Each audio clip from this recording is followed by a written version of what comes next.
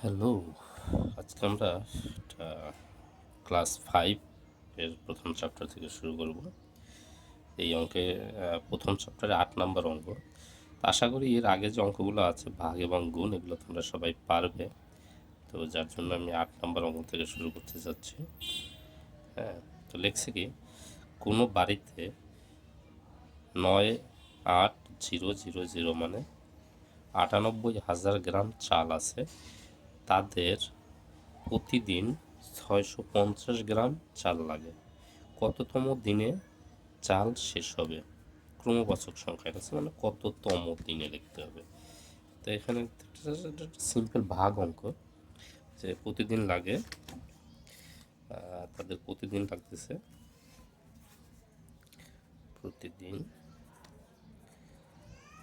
চলো 8 নম্বর অঙ্ক, প্রতিদিন লাগে 650 গ্রাম।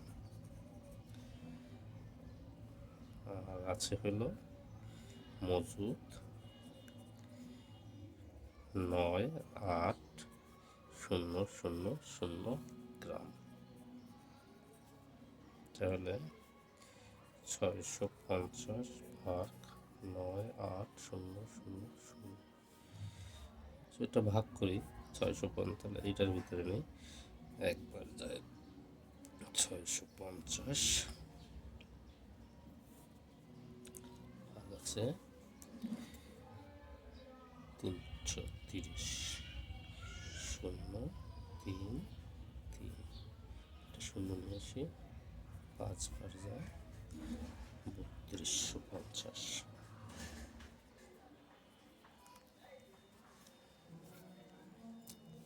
থেকে